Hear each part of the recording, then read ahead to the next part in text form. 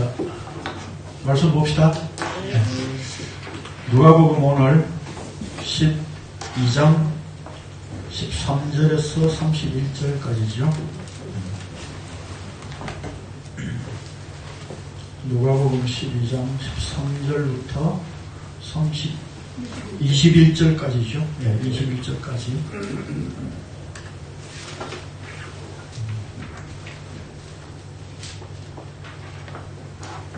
하셨죠? 네, 같이 읽겠습니다. 시작. 무리 중에 한 사람이 이르되 선생님 내 형을 명하여 유산을 나와 나누게 하소서 하니 이르시되 이 사람아 누가 나를 너희의 재판장이나 물건 나누는 자로 세웠느냐 하시고 그들에게 이르시되 성과 모든 탐심을 물리치라 사람의 생명이 그 소유의 넉넉한 데 있지 아니하니라 하시고 또 비유로 그들에게 말하여 이르시되 한 부자가 그 밭에 소출이 풍성하며 심중에 생각하여 이르되 내가 곡식 쌓아둘 곳이 없으니 어찌할까 하고 또 이르되 내가 이렇게 하리라 내 곡간을 헐고 더 크게 짓고 내 모든 곡식과 물건을 거기 쌓아두리라.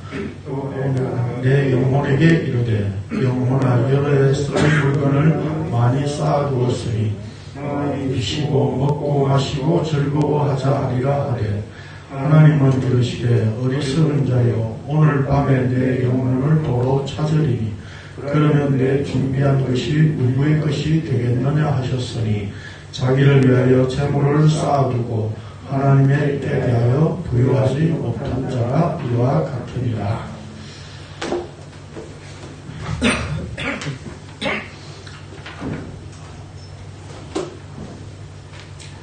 우리가 어떤 성경 한 본문을 보면요, 참 힘든 부분이 뭐냐면 기존에 우리가 들어왔던 것이 뭐 이렇게 한 번 설교를 들어도 굉장히 뇌리에 깊이 박혀 있어요.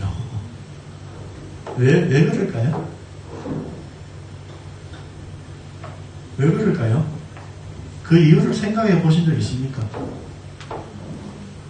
마땅해요. 그렇게 설교를 안 들어도 내가 그냥 해석해도 그렇게 해석하는 존재거든요. 예. 그러니까 누가 그렇게 해석해 주지 않아도 우리 모두가 다 성경을 일반적으로 그렇게 받아들이는 사람이라니까요. 그래서 누가 특별하게 그렇게 해석을 했어가 아니라 해석 안 해줘도 내가 성경을 봐도 그렇게 해석하게 돼 있다고요. 이게 이제 성경 말씀의 양면성이죠. 네. 우리는 본래 생태적으로 죄 가운데 태어났기 때문에 죄성을 가지고 내 구원을 위해서 성경을 보게 되어 있는 겁니다. 그렇죠? 그러다 보니까 성경을 우리는 거의 다가 문자적으로 이렇게 받아들입니다. 그렇게 문자적으로 우리가 이해하고 받아들이는 대부분의 해석들은 오늘 본문을 어떻게 우리는 보는 겁니까? 저도 이게 유튜브에서 이렇게 설교를 좀 찾아보니까요, 제목들이 재물에 대한 바른 태도, 그다음에 조금 뭐 제자 훈련도 하고 하는 이런 어떤 건전한 교회다라고 하는데 목사님 설교의 제목을 보니까 하나님을 위한 부자가 되라. 그래서 내용은 결국에 뭡니까? 대체적으로 우리가 소유를 가지려고 하면 그게 탐심이다. 그 탐심을 물리쳐야 된다. 그러죠? 그러면 뭡니까? 무소유가 돼야 된다. 이 얘기하고 같은 거죠, 결국. 예. 근데 사람이 무소유가 됩니까? 예. 전에도 말씀드렸듯이 무는 우리 다 냉장고에 하나씩 다 들어있잖아요. 무는 다 하나씩 소유하고 있습니다. 그렇죠? 근데 최근에도 어떤 스님이 TV 나와가지고 이야기한 그 때문에 오히려 자기가 가지고 있는 게 풀소유라고 하는 게 다 들어가 버렸죠. 예. 남한테는 무소유 이야기하면서 자기는 엄청나게 가지고 있었던 거죠. 그렇죠? 이런 어떤 이율 배반적인 것에 사람들은 많이 배신감을 느끼죠. 근데 사실은 그렇게 무소유를 이야기하는 그런 내용들을 왜 사람들이 좋아하죠? 왜 좋아합니까? 대리만족이에요. 내가 그렇게 못하니까 그렇게 이야기해주는 사람을 참 좋아하잖아요. 여러분 드라마 어떤 게 재밌어요? 불륜으로 막 얽혀가지고 예? 애를 누가 낳고 그 자식 찾아가고 그 비밀이 드러나고 이런 거잖아요. 그렇죠? 소위 말하는 막장 드라마. 그런 게 인기가 왜 높아요? 대리만족이거든요. 나도 확 저질러 싶은데 못하고 있는 죄가 내재되어 있거든요. 그걸 속 시원하게 느껴지는 거예요. 사람들이. 그러다 보니까 결국 뭡니까? 나는 죄를 짓고 싶은데 못하고 대리로서 해주는 그런 내용들에 열광을 하는 거죠. 결국 뭡니까? 그렇게 하고 안 하고의 문제가 아니라 우리의 마음 속에, 우리 속에 그 죄성이 철저하게 내재되어 있고 장착되어 있다는 거죠. 네. 그게 우리 밖으로 이렇게 드러나는 걸 사람들은 싫어하는 겁니다. 예수님께서 이 땅에 오셔서 그런 죄들을 막 폭로하셨잖아요. 그렇죠? 그래서 예수님을 죽이고 싶었던 겁니다. 모든 사람들이. 자, 그렇다면 오늘 우리 본문도 우리가 어리석은 부자 비유라고 했는데 이 어리석은 부자의 비유를 통해서 예수님이 뭘 말씀하셨는가를 우리가 좀 생각을 해봅시다. 그래서 오늘 제가 지금 서론에 잠깐 드리는 말씀은 뭐냐면 어리석은 부자 비유에 대한 기존에 가지고 있는 생각들을 이렇게 그냥 머릿속에 딜레트 시키십시오. 삭제시키시고 예, 오늘 본문을 한번 봅시다. 뭐 삭제하라고 해도 잘 안 되지만 예, 봅시다. 74페이지죠. 오늘 함께 나눌 예수님의 비유는 소위 어리석은 부자 비유입니다.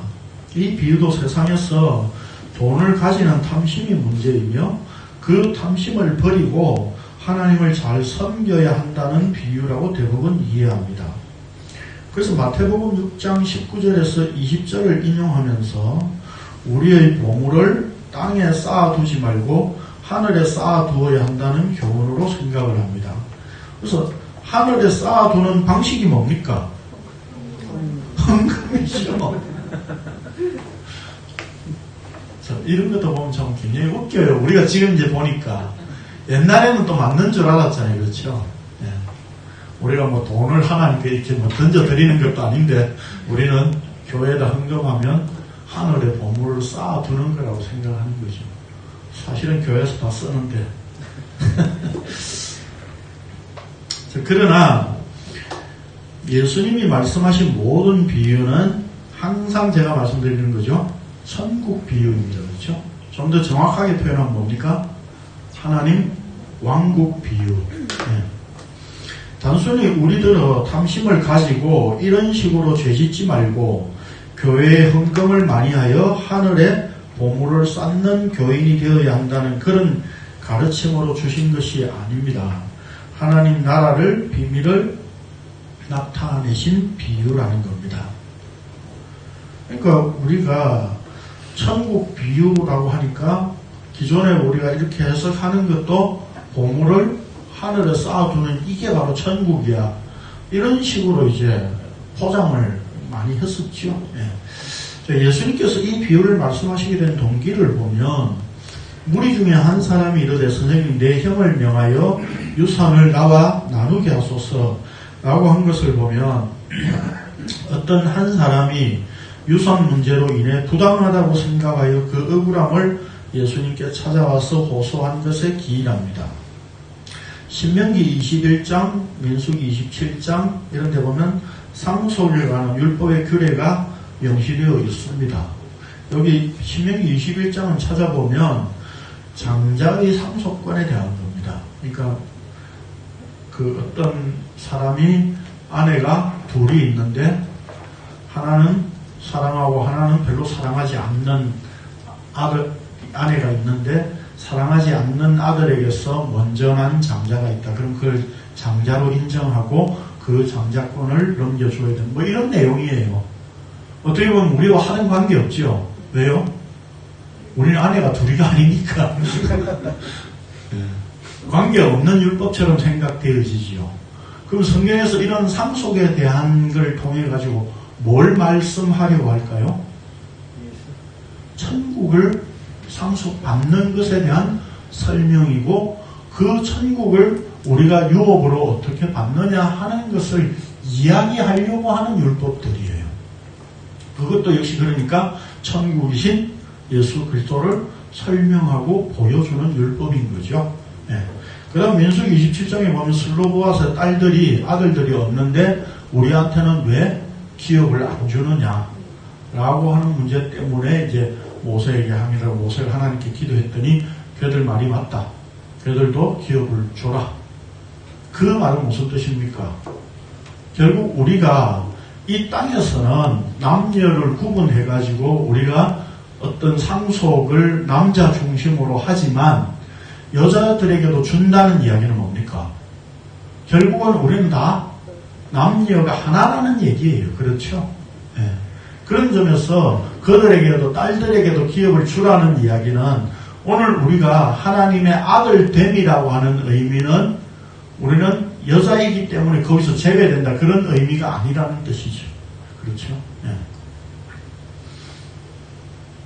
그러니까 이 땅에 존재하는 아들과 딸 그 구분하는 의미는 이 땅에서의 의미지 천국을 유업으로 받는다라고 하는 측면에서 생각하면 아들, 딸의 구분이 없는 거죠. 사실은. 오히려 뭡니까? 우리는 사람의 딸에 불과한 거죠. 그렇죠? 아들은 누굽니까? 예수 그리스도밖에 없으니까. 네. 그런 점에서 슬로보아스 딸들에게 기업을 준다는, 그들에게도 상속을 해준다는 의미는 바로 그런 점에서 아들에 의해서 예수 그리스도에 의해서 우리가 하늘나라를 유업으로 받는 것에 대한 설명이고 그 설명을 율법으로 지금 이렇게 이야기를 하고 있는 거예요. 그래서 율법도 바로 예수 그리스도를 설명하고 보여주는 내용들입니다. 예수님께 나온 자는 율법의 규례에 따라 재산 분배를 받지 못한 것 같습니다. 당시의 율법사나 랍비들은 백성들의 여러 가지 율법에 관한 문제를 상담해 주었기에 재산에 대한 고민을 안고 나온 자는 예수님을 율법사나 랍비로 생각했던 것 같습니다. 그러니까 무슨 얘기냐면 율법에 보면 상속에 대한 구체적인 내용들이 다 없습니다. 뭐 형제가 한 명일 때, 7명일 때, 이렇게 어떻게 되냐, 이런 것들이 구체적으로 없다고요. 그러면 랍비들이나 율법 선생들이 그런 것들을 연구해가지고 구체적으로 이제 어떻게 분배를 해야 되느냐 하는 문제들을 성경을 가지고 나름대로 그냥 정리해서 설명을 해주고 했다고요. 그러니까 예수님을 랍비라고 생각했기 때문에 이 사람도 지금 예수님께 와서 지금 자기의 부당함을 이야기하는 거죠. 네. 여기 이제 우리 성경의 본문에 보면 이제 형이라고 되어 있지만, 헬라어 성경에는 이제 형제들 간의 관계, 그런 측면에서 형제라고 합니다. 자, 봅시다. 예수님의 말씀을 듣다 보니 예수님이라면 자기 문제를 해결해 줄 수 있을 것이라고 생각하였습니다. 그러니까 예수님을 어떻게 생각했어요, 이 사람은? 율법사나 선지자인데 더 구체적으로는 해결사 정도로 생각하죠. 그런 거죠. 요즘 그 현수막 있잖아요. 길 가다 보면 떼인 돈 받아들입니다. 그런 거하고 똑같이 생각을 한 거죠, 지금. 유산 문제로 인해 예수님을 찾아온 이 사람이 무엇이 문제일까요? 외형적으로 보면 별 문제가 없는 것 같습니다. 세상을 살아가는 일에 있어서는 이런 문제가 해결되어야 하기 때문입니다. 그런데 사실은 이 사람만의 문제가 아니라 이 땅에 살아가는 모든 사람들의 모습이고, 이 땅에서 살아간다는 것 자체가 이런 문제 해결을 위해 살고 있다는 것이 일상적인 모습입니다. 대부분의 사람들이 예수님을 찾고 성경을 보면서 신앙을 가지려고 하는 이유가 여기에 있지 않습니까? 살면서 자신의 한계를 느낄 때 인간은 자기 문제를 신앙으로 해결하기를 원하는 마음으로 종교를 가지려고 하죠. 우리가 예수를 믿는다, 불교를 믿는다, 다른 어떤 종교를 가진다 하는 건 전부 다 우리는 사실 이런 종교성을 가지고 그냥 그 종교를 자기가 선택을 하는 거죠. 그렇죠? 그런데 예수님을 찾아온 이 사람을 향해 예수님께서 무엇이라고 말씀하셨습니까? 이 사람아, 누가 나를 너희의 재판장이나 물건 나누는 자로 세웠느냐 하시고 그들에게 이르시되 삼가 모든 탐심을 물리치라. 사람의 생명이 그 소유의 넉넉한 데 있지 아니하니라 라고 예수님께서 말씀하셨습니다. 여기서 말씀하는 탐심이란 더 많이 가지려고 하는 열망이라고 하는 뜻입니다. 형과의 재산 분배가 제대로 되기를 원해서 자신이 더 많이 가지려고 하는 마음이 탐심이라고 지적한 것으로 보이죠. 우리가 이 본문을 그냥 보면, 근데 저는 그렇게 보이지 않는다는 겁니다. 보이지만 실상은 예수님을 자기 문제를 해결해주는 해결사 정도로 보았던 것 자체가 탐심이라는 겁니다. 무슨 뜻인지 이해하십니까? 예수님께서 지금 이 사람이 예수님에게 재산 나누는 문제 때문에 형하고 좀 형제관계에 부당합니다. 제대로 좀 처리를 해주십시오. 라고 하니까 예수님이 탐심을 물리치라. 이렇게 말씀하셨다고요. 그러면 여기서 만약에 탐심을 물리치라 하는 말이 재산에 대한 문제인 것 같으면 탐심을 물리치라는 말이 무슨 뜻이에요? 그 재산 가지려고 하지 마라 이런 말이 돼버린다 이 말이거든요. 그렇죠? 근데 예수님께서 탐심을 물리치라라고 했으니까 이 말은 뭐예요?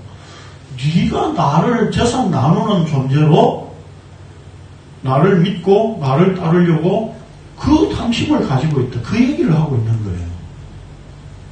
이해되십니까 지금? 이해가 안 되시는 듯한 얼굴을 하고 계십니다.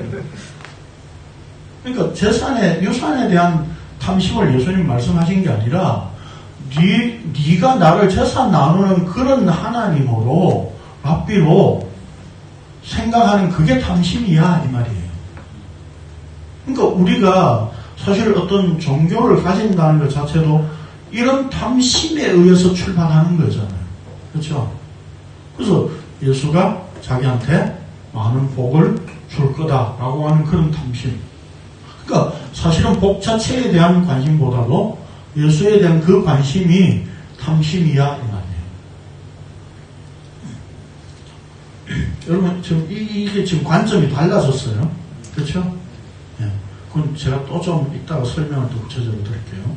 자, 왜냐하면 예수님께서 이 문제를 가지고 생명과 대조해서 말씀하셨기 때문입니다.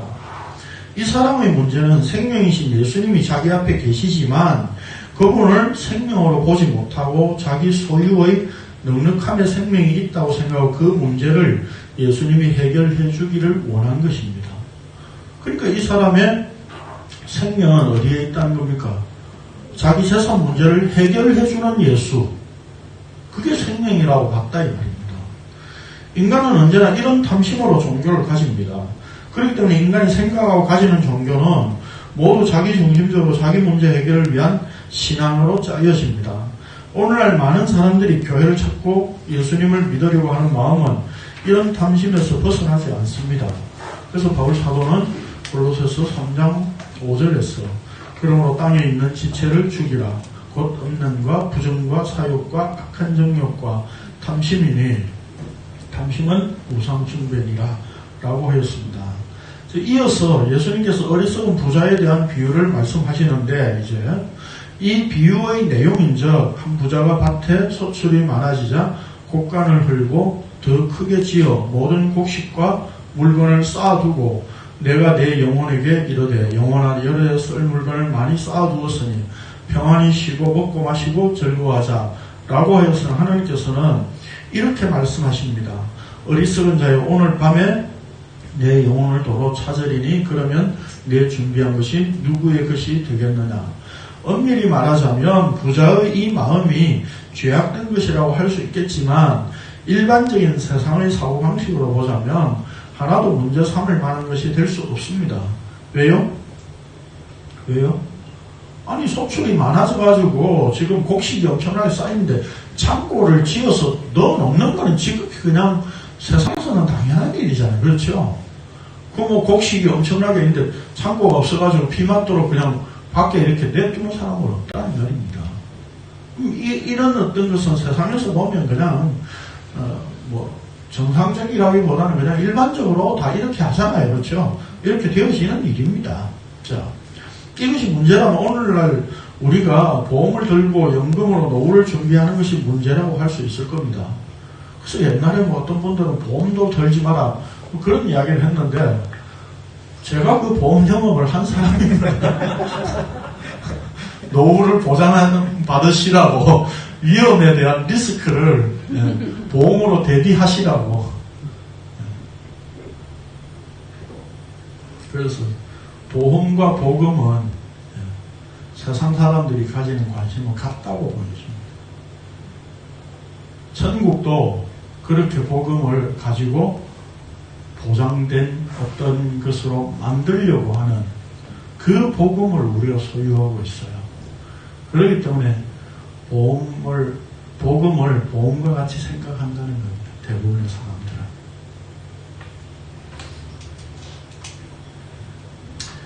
물론 그것이 우리가 이 땅에서 행하는 모든 것들은 다 죄악이라고 하는 사실에 대해서는 분명한 것입니다. 그렇죠?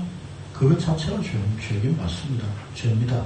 그러나 그것은 우리가 세상을 살아감에 있어서 필요한 것일 수밖에 없습니다. 세상에서 사람이 살아가는 일에 필요한 것을 예수님께서 무조건 하지 말라고 하신 적이 없기 때문입니다.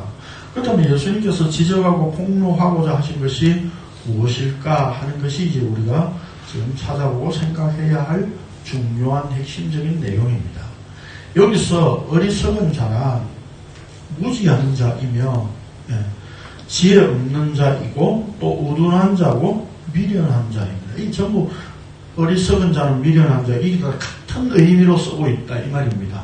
성경에서. 이게 본래 이제 그 어리석은 자라고 하는 말은 그 헬라어에서 아프론이라고 하는 말이거든요.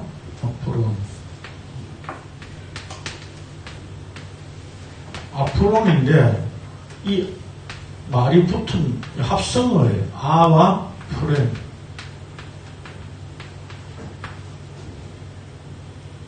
이 헬라어에서 아는 부정적 두어예요. 아니다 이 말이에요. 그럼 프렌은 뭐냐면 그 과학적인 그 인체의 어떤 의술적인 의학 용어로는 이제 횡격막이라고 하는 말이에요. 횡격막이라고 하는 말인데 마음, 정신 이런 말이에요.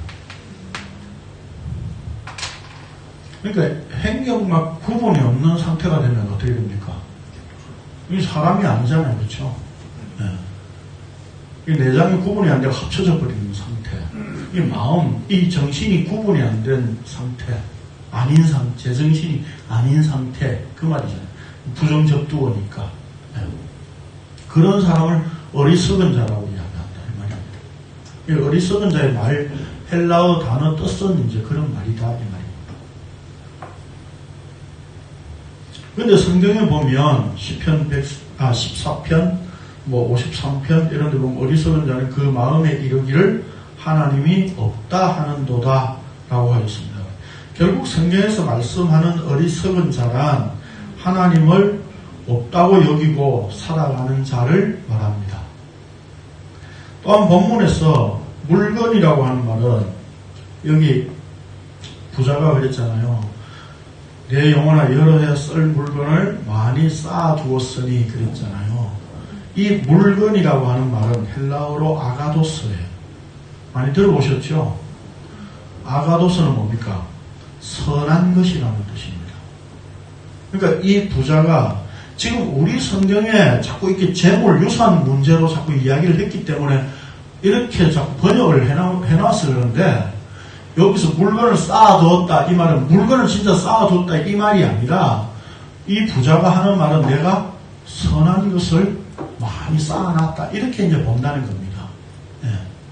그걸 선한 것으로 여기고 있는 거예요. 부자는 자신이 쌓은 곡식, 그 곡식을 쌓기 위해 더 크게 지은 곡간을 선한 것으로 여기고 있었습니다.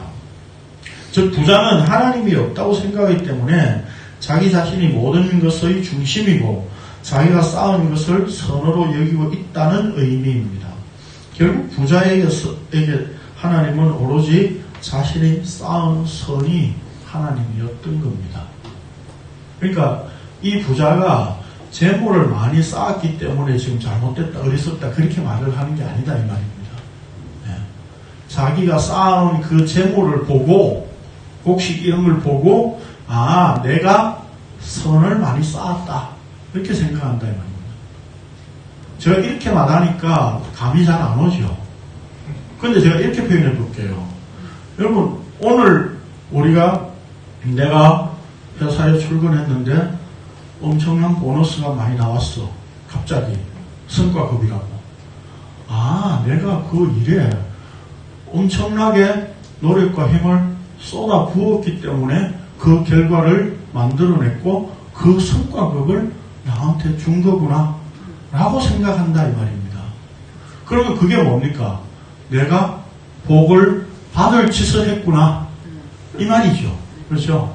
내가 많은 선을 행하니까 이제 그 선이 쌓였구나 생각하는 거하고 똑같은 거다 이 말입니다.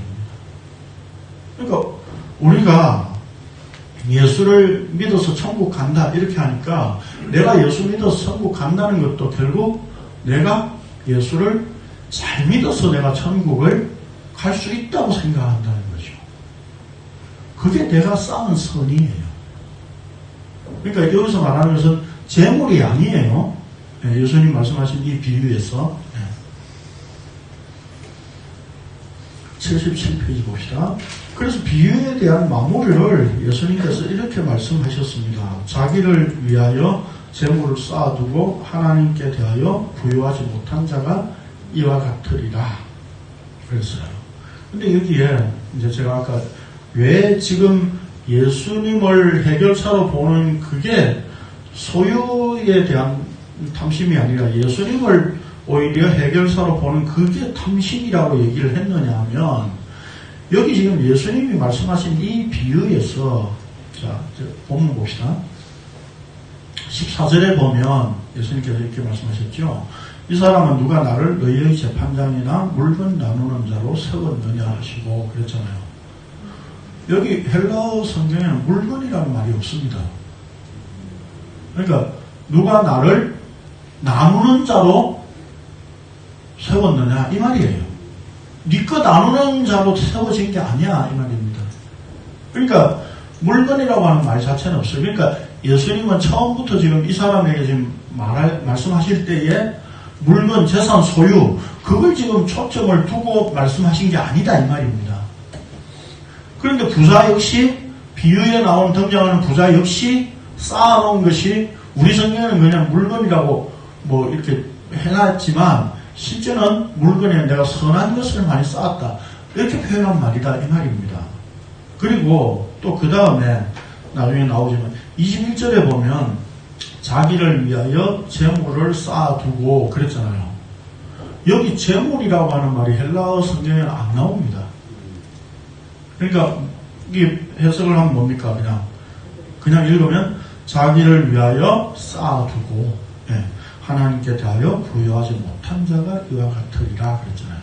그러니까 예수님은 지금 이 비유를 통해서도 그렇고 지금 이 재산 나누는 걸 요구하는 이 사람에게도 그렇고 지금 재물, 물건, 곡식 뭐 이런 이 땅의 어떤 그 소유 그걸 지금 초점을 두고 말씀하신 게 아니다 이 말입니다. 그렇죠? 그러니까 재산 나누는 문제로 찾아와서 예수님께 이야기를 하니까 내가 너 재산 나누는 존재가 아니야 이 말이 아니라 네가 나를 왜 재산 나누는 그런 해결사로 보느냐. 나는 생명이야. 이런 의미예요, 지금. 지금 그 감이나 그 내용이 지금 이렇게 이해되시죠? 파악이 되시죠? 이 본문을 우리가 이렇게 이해하지 않으면요, 우리는 끝없이 계속 무슨, 물건에 탐심을 가지지 마라, 이런 설교를 할 수밖에 없다니까요. 근데 본문이 그렇게 얘기를 안 하고 있다니까요.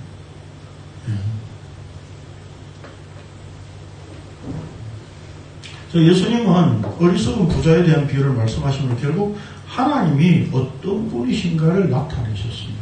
이 비유의 결론이 뭡니까? 하나님께 대하여 부유하지 못한 자와 이와 같으리라 그랬잖아요. 그러니까 지금 하나님이 어떤 분이신가를 나타내고 있는 겁니다. 사람은 소유의 넉넉함을 생명으로 여겨 자신이 쌓은 것을 선호로 여길 수밖에 없지만 하나님은 오늘 밤에라도 인간의 호흡을 취하실 수 있는 생명의 하나님이십니다. 생명은 오직 하나님께 있고 그 생명을 예수 그리스도를 통해 나타내셨습니다. 다시 말해서 예수 그리스도 자신이 곧 생명이십니다. 누가복음 본문의 좀 더 폭넓은 문맥을 살펴보면 11장 37절에서 52절 봅시다. 이 12장 앞에 본문을 보면 37절부터 11장 끝까지 무슨 내용이죠? 그 제목이 그렇게 되어 있죠. 성경 바리새인과 율법 교사들에 대한 이야기인데 바리새인이 예수님을 점심을 초대를 했습니다. 그래서 가서 앉으셔가지고 이야기하는데 이제 마태복음의 23장에 나오는 바리새인들 율법 교사들을 화 있을진저 하는 거 있죠. 속된 말로 저주를 퍼붓는 내용. 그게 여기에 나와요. 지금 바리새인이 점심 초대했는데 예수님이 지금 너무하네. 신방 가가지고요. 목사님 차비 쓰라고 봉투 탁 올려놨는데 거기에 대고 이게 저주를 퍼부을 수 있겠습니까? 축복만 해주고 갈 수밖에 없겠죠. 그래서 제가 하지 말라는 겁니다. 그런 거. 저주의 소리를 들어야 됩니다. 지금 바리새인과 율법사들이 지금 가지고 있는 겉만 깨끗하게 형식적으로 가지고 있는 그 율법을 지키려고 하는 그 마음, 그게 바로 죄다. 지금 그 얘기를 하고 계신 거예요. 지금. 자, 그런 문맥입니다. 자, 예수님은 바리새인과 율법사들의 죄를 폭로하셨습니다. 율법으로 스스로 의롭다고 여기고 있는 자들에게서 율법에 의한 외식, 위선들을 철저히 벗겨서 인간의 실체가 죄인 그 자체라는 사실을 드러내셨습니다. 그러나 바리새인과 율법사는 율법이라는 것을 가지고 자신을 가리고 있었습니다.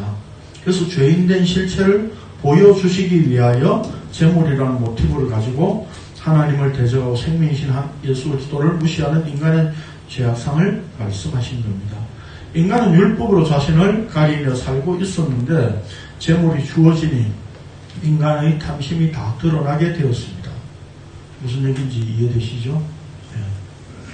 그러니까 지금 이 사람이 재산 나누는 문제로 예수님에게 찾아와서 지금 요구를 하니까 예수님은 재산에 대한, 재물에 대한 이야기를 하시는 게 아니라 그 재물을 모티브로 지금 하나님을 인간들은 어떻게 생각하느냐, 그 죄성을 지금 폭로하고 계신 거예요.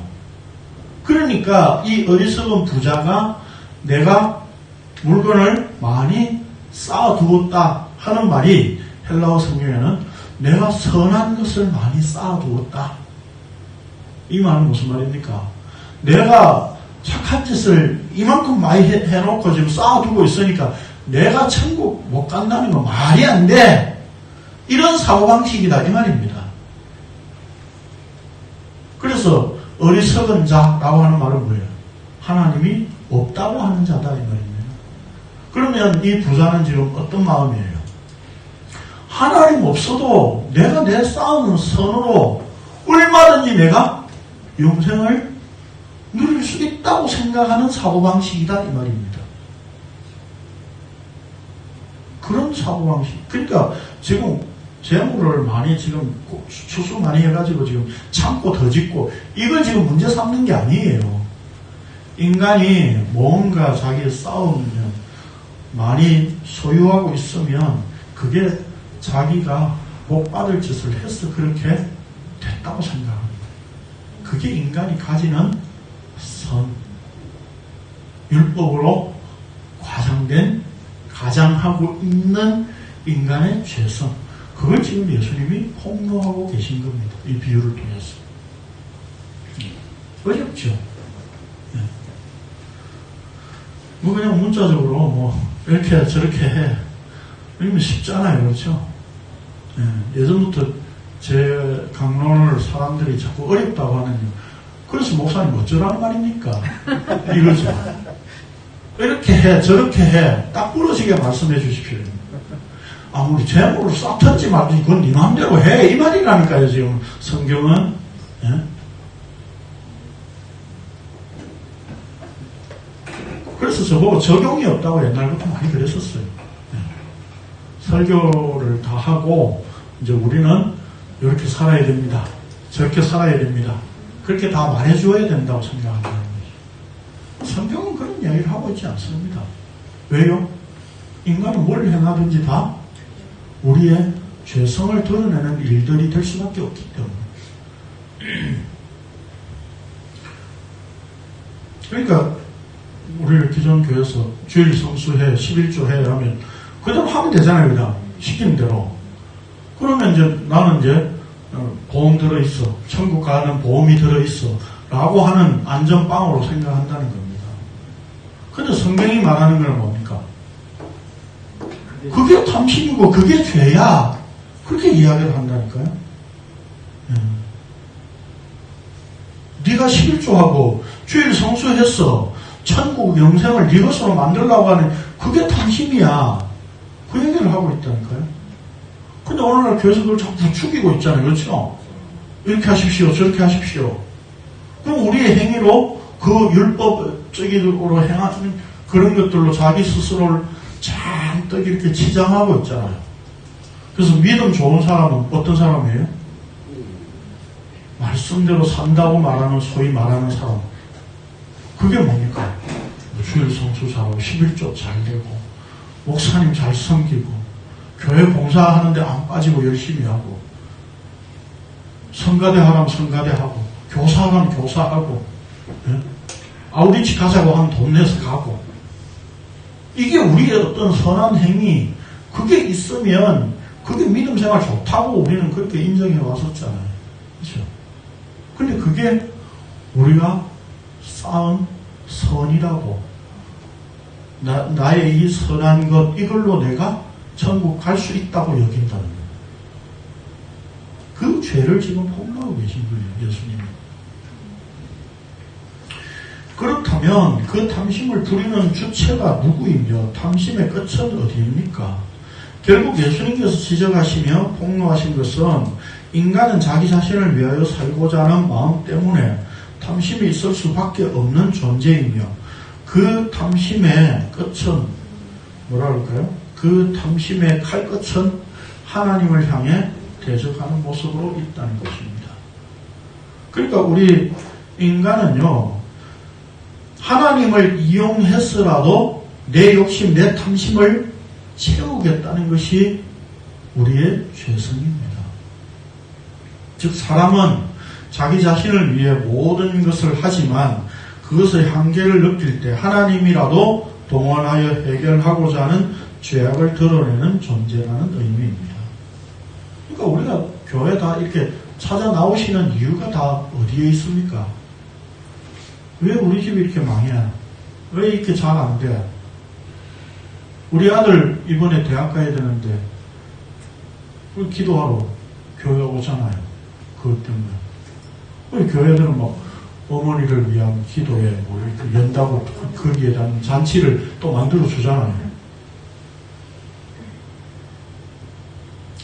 따지면 그렇게 기도한 집에 애들만 다 서울대학교 가야 돼요. 근데 서울대학교에는 불교 믿는 사람도 오잖아요.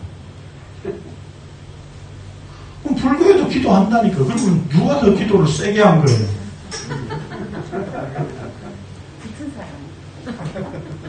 네, 기도를 누가 세게 했느냐가 아니라 어느 학원을 잘 다녔느냐 그러겠죠 사실은. 네. 가람 학원을 잘 다녀야 잘 보내지는 거예요. 학원 광고 해드렸습니다.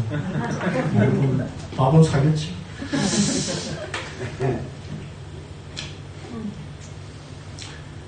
그러니까 우리의 이 탐심이 결국 누구를 향해 있는 겁니다. 하나님을 향해 있어. 그 탐심이 채워지지 않으면 예수님이라도 죽여버리고 싶은 것이 인간의 죄성이에요. 자, 어리석은 부자의 비유에서 내가 라고 하는 말이 6번이나 쓰이고 있는 것을 보아서 이 부자는 철저히 자기 중심적이었습니다. 자기 자신을 위해 사는 자는 하나님께 대하여 부유하지 못하다는 것입니다.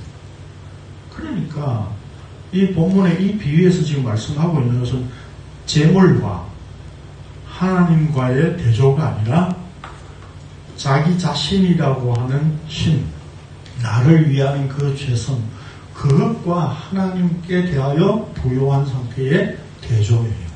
그렇죠? 여기 하나님께 대하여라고 우리 성경에 이렇게 번역했는데 다르게 번역하면 이렇게 번역할 수 있습니다. 하나님 안에서 부요하지 못한 자가 이와 같다. 이 말이에요. 하나님 안에서 부요한 자. 그 얘기를 하고 있습니다. 자, 결국 예수님께서는 율법을 자기 의로 삼고 철저히 지키고 있는 바리새인과 율법사들의 죄를 폭로하심으로 그것으로 하늘의 의를 이룰 수 없으며 율법을 지키는 것에 생명이 없음을 말씀하신 것입니다. 그러므로 인간에게 더해진 외부적인 조건이 문제가 아니라 인간이 죄인이기 때문에 문제라고 말씀하시는 겁니다. 죄를 짓기 때문에 죄인이 아니라 죄인이기 때문에 죄를 짓는 존재가 바로 우리 자신의 실체라고 하는 것을 말씀하셨습니다. 비유에 이어 예수님께서 또 제자들에게 이르시되 그러므로 내가 너희에게 이르노니 너희 목숨을 위하여 무엇을 먹을까 몸을 위하여 무엇을 입을까 염려하지 말라 라고 제자들에게 말씀하십니다. 그러니까 이 비유를 말씀하시고 난 다음에 그 다음 22절을 보면 또 제자들에게 이르시되 그랬잖아요. 그럼 앞에 비유와 연결해서 제자들에게 지금 예수님이 말씀하고 교훈을 주고 계신 거예요. 그렇죠? 그러면 지금 여기서 말씀하신 것도 너희에게 목숨을 위하여 무엇을 먹을까 몸을 위하여 무엇을 입을까 염려하지 말라. 그렇게 염려하는 그게 뭡니까? 바로 그렇게 염려하기 때문에 뭘 먹을까 뭘 입을까 염려하기 때문에 그 염려가 내 안에서 해결이 안 되면 어떻습니까? 우리는 하나님께 기도하고 그 하나님의 힘을 빌려 오려고 하잖아요. 그게 탐심이라는 겁니다. 네. 인간은 누구나 다 자기 목숨을 위하여 무엇을 먹을까 혹은 자기 몸을 위하여 무엇을 입을 것인가를 항상 염려하는 존재입니다. 그런데 왜 이런 말씀을 하십니까? 그렇기 때문에 염려하시며 살지 말라는 말씀입니까? 아닙니다. 인간은 죄인이기 때문에 염려하지 않고 도무지 살 수가 없습니다. 그러나 염려하지 않는 존재가 될 것이라는 말씀입니다. 그것이 어떻게 가능하다는 것입니까? 그것이 바로 생명이신 예수 그리스도로 말미암아 이루어진다는 겁니다. 그 온전한 생명을 십자가로 나타내셨습니다. 그래서 본문에 이어 이렇게 말씀하셨습니다. 이 누가복음 이 본문에 그 다음 연결되어 있는 본문이에요. 시작. 하나님이 이렇게 이르시거든 하느냐 너희 알까 믿음이 생각하라. 너희는 무엇을 먹을까 무엇을 마실까요 구하지 말며 근심하지도 말라. 이 모든 것은 세상에서 그리 구하는 것이라. 너희 아버지께서는 이런 것이 너희에게 있어야 할 것을 아시느니라. 다만 너희는 그의 나라를 구하라. 그리하면 이런 것들을 너희에게 구하시리라. 적그무려 무서워 말라. 너희 아버지께서 그 나라를 너희에게 주시기를 기뻐하시니라. 우리는 이런 말씀을 보면 대부분 그러면 우리는 이제 이 말씀대로 오직 하나님 나라만 구하면서 살면 되겠구나 라고 생각합니다. 다 그렇게 생각하시죠? 네, 그렇게 생각해왔잖아요. 생명이신 예수님 자신을 내어주지 않으면 인간은 탐심으로 끝없이 하나님을 향해 대적하는 존재로 살 수밖에 없습니다. 그 굴레에서 벗어나는 것은 오직 예수 그리스도께서 생명으로 죄인을 품으시는 방법밖에 없습니다. 다른 말로 하면 뭡니까? 아까 하나님께 대하여라고 했는데 하나님 안에 품어진 자, 하나님 안에 들어가진 자, 하나님 안에 부름을 받은 자, 하나님 안에 있는 자. 그 하나님 안에 있는 자가 어떤 자입니까? 어떻게 들어가는입니까? 그게 예수님께서 십자가를 지심으로 이루신다는 겁니다. 그러니까 유대인들은 어떻게 생각한 겁니까? 이제까지 예? 자기가 스스로 율법을 잘 지키고 선한 행위를 많이 쌓으면 나는 천국은 따놓은 당상이야. 난 그 쌓은 선으로 내가 선한 행위를 자꾸 하면 하나님이 우리에게 영생을 주신다고 했어. 그렇게 착각하고 있었다 이 말입니다. 그러니까 지금 재산 분배 때문에 지금 찾아와서 예수님에게 지금 나누어 달라고 얘기를 하니까 예수님 난 그 재산 나누는 그런 존재가 아니야. 내가 생명이야. 근데 너희들은 생명을 어디에 두고 있지?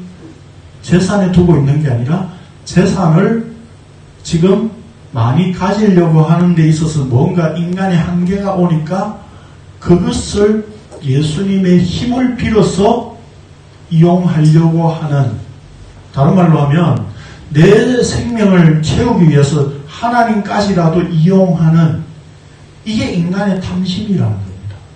그걸 어리석은 부자를 통해서 지금 폭로하고 계신 거예요. 그 죄성이 뭡니까? 바로 내가 많은 선을 쌓으면 나는 천국 갈 수 있어 라고 하는 것이 어리석은 부자의 생각이다 이 말입니다. 이제까지 들어왔던 내용과 지금 천지차이 다른 이야기죠 지금. 예수님은 지금 재물에 대한 문제를 너희들이 재산, 재물을 가지는 것을 탐심을 가지지 마 그런 이야기를 하고 있는 게 아니에요. 하나님까지라도 이용해서 자기 생명을 자기 것으로 온전하게 만들려고 하는 그게 탐심이라고 이야기를 하고 있는 거예요. 그러니까 우리가 교회 와서 하나님 나 이거 해주십시오 저거 해주십시오 그런 탐심이에요. 그러니까 그 사람이 가진 탐심은 내 아들 대학 가는 탐심이라고 더 큰 탐심은 뭐예요? 하나님을 내 힘으로 내 기도로 이용해보자 하는 탐심이라는. 그래서 기도에 대한 유명한 구호가 있잖아요. 하나님의 보좌를 흔드는 기도를 하자. 하나님 보좌를 흔들려고 하는 그게 우리의 가장 잔악한 탐심이에요. 그게 우리의 욕심이에요. 하나님을 자기 수하에 두고 마음대로 부리고 싶어 하는 이 탐심. 이게 심각한 죄성이에요. 여기서 벗어날 수 있는 자가 없기 때문에 예수님께서 오셔서 부요한 그 하나님 안에 십자가의 은혜로 입히셔서 생명으로 불러들이셔야 되는 문제다. 그걸 말씀하고 싶으신 거예요.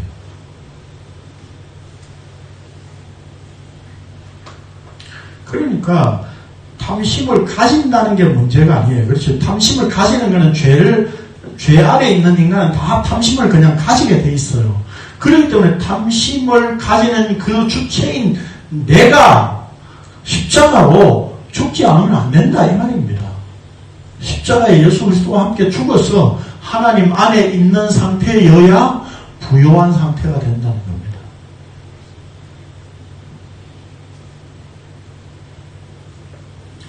예수 그리스도께서 생명으로 품어주셔야 한다는 것인데 우리는 내가 말씀을 읽고 그 말씀대로 행하면 된다고 생각하여 그 말씀을 내 소유로 붙잡아 버립니다. 탐심의 주체가 바뀌지 않고는 결코 천국에 들어갈 수가 없습니다. 하나님의 원하심이 내 안으로 들어와서 내가 그 하나님의 원하심 안에 있어야 하는 것입니다. 그것을 예수님께서 십자가로 이루신 것이었습니다. 인간에게 있어서 소유란 탐심과 반드시 연관되어 있습니다. 탐심을 초월한 존재가 이 땅에 있습니까?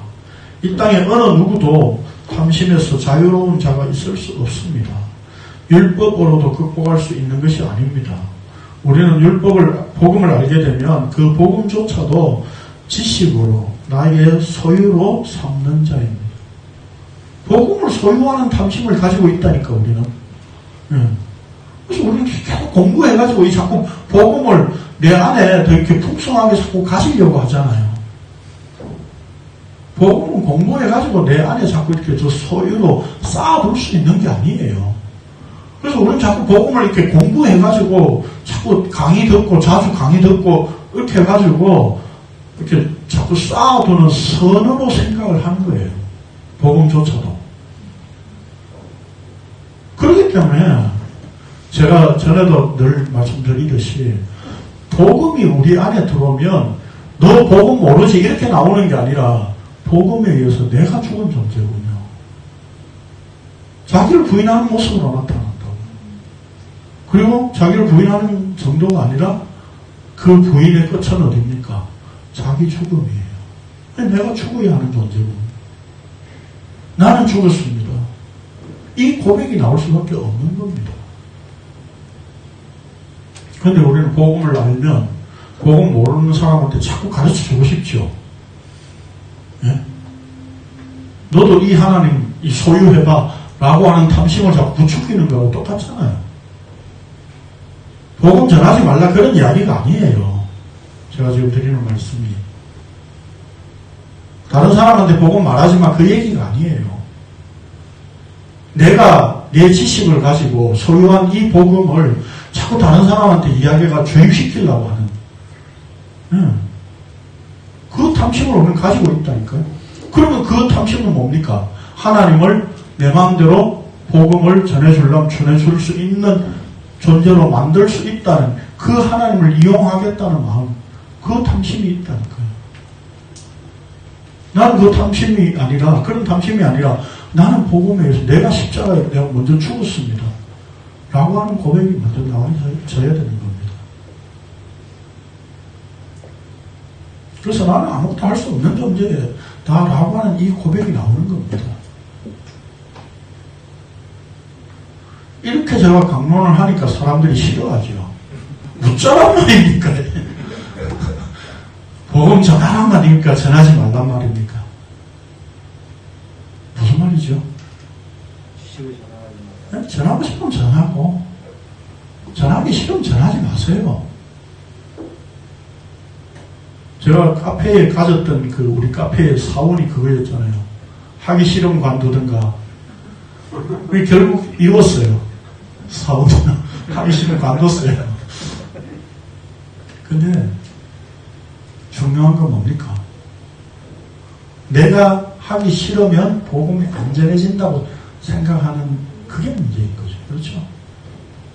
내가 전해야 복음이 전해진다고 생각하는 그 자체가 우리의 죄성이라니까. 어떻게 하라는 거죠? 주께서 우리의 입을 열어서 복음을 드러내실 때가 있습니다. 예. 그때 전하면 됩니다. 그냥.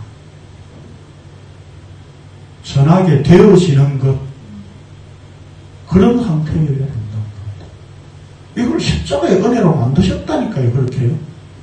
근데 내가 자꾸 나서서 뭘 해야 되겠다고 생각하는 그게 내가 쌓는 선이고 물건이에요.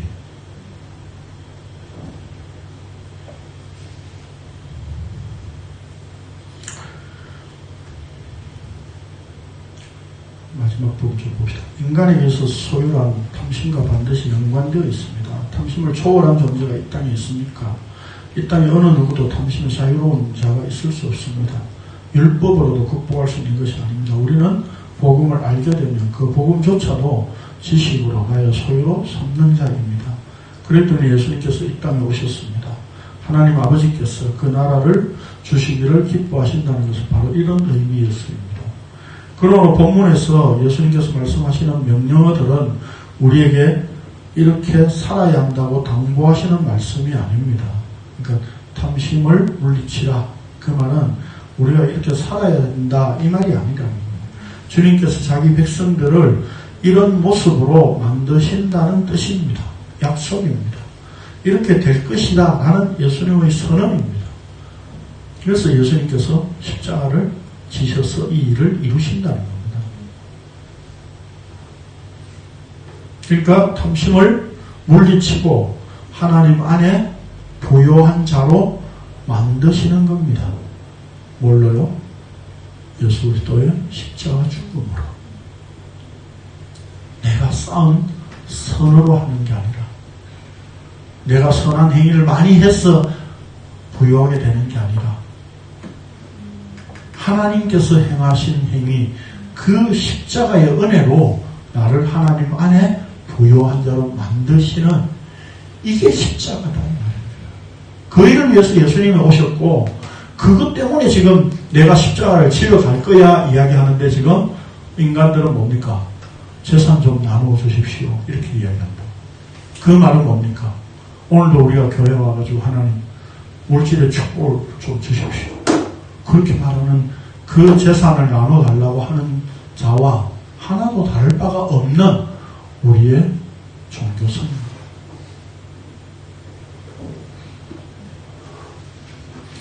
마지막 성경 구절 한번 읽어봅시다. 시작. 너희도 정녕 이것을 알라. 불행한 자나 더러운 자나 가만한 자나 성경된 자나 다 그리스도와 하나님의 나라에서 기업을 얻으실 것이니. 예. 이 지금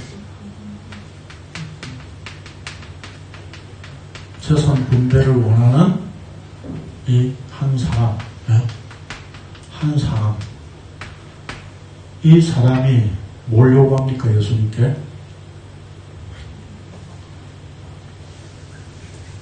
재산 분배를 요구하잖아요. 그렇죠? 이 재산 분배를 요구하잖아요. 이거 해결을 예수님께서 하기를 원하시는 거죠. 그렇죠? 그럼 이 사람은 지금 이 재산에 대한 탐심이 아니라 예수님을 해결사로 보는 이 탐심이 문제다. 예수님은 지금 이렇게 보고 말씀하시는 거예요. 이 탐심을 가진 존재가 누구다고요? 바로 어리석은 부자. 왜 부자입니까? 하나님이 없다고 하면서 자신이 쌓은 선한 행위를 가지고 풍성해서 나는 이 행위로 천국 갈 수 있다고, 천국 생명을 누릴 수 있다고 생각하는 것, 요게 바로 뭡니까? 어리석은 부자다 그 말입니다.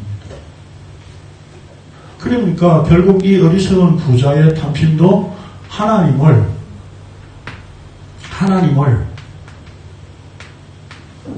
내 안에 담고 내가 그 하나님 안에 들어가는 것이 부자로 보는 것이 아니라 부유한 상태로 보는 것이 아니라 내 선한 행위를 가득 채우는 것이 부자라고 생각하고 착각한 것이라고 말씀하고 있는 거예요. 예수님이.